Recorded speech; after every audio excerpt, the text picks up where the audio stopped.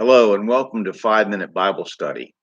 We're going to look at Genesis 1:31 from the King James Bible, the Authorized Version. And God saw everything that he had made, and behold, it was very good. And the evening and the morning were the sixth day.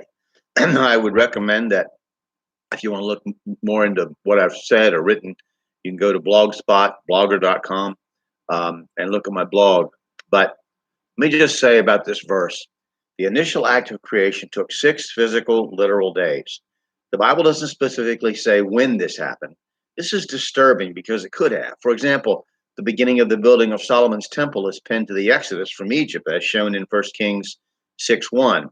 And it came to pass in the 480th year after the children of Israel were come out of the land of Egypt, in the fourth year of Solomon's reign over Israel, in the month of Ziph, which is the second month, that he began to build the house of the Lord.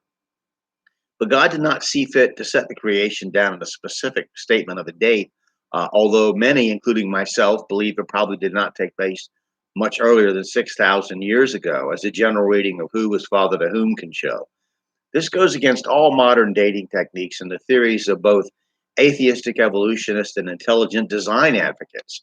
They all believe in long ages of millions and billions of years, although some of the intelligent design advocates believe in a god or gods, while some of the former, the atheists, believe in panspermia from a stellar cloud or perhaps the seeding of Earth by an alien super civilization. In any event, modern dating methods are either pinned to events in history whose date we think we know, when calendars in the past have been as much cultural and religious constructs as they have ever been an accurate method of dating. So some dating methods are pinned to historical events, which are pinned to other historical events, and processes whose dating accuracy is at best uncertain.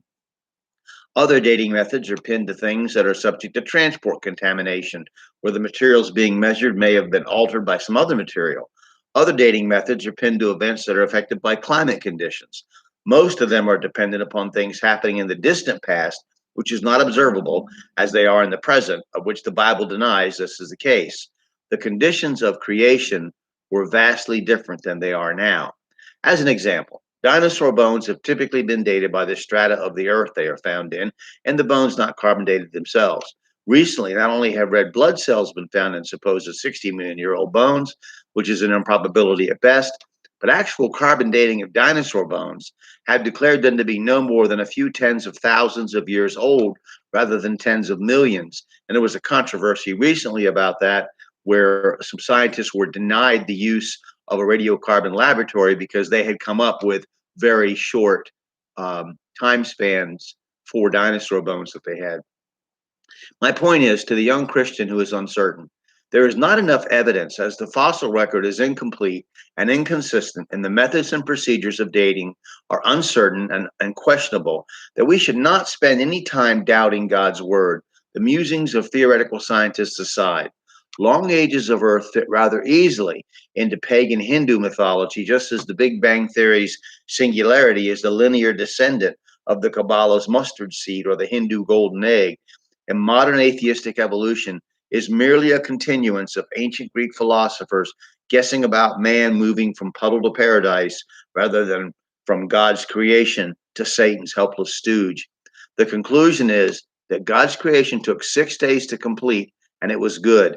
Enough said. So it is settled for anyone who has faith in God's written word. Now, a final word on the topic of dates and date setting.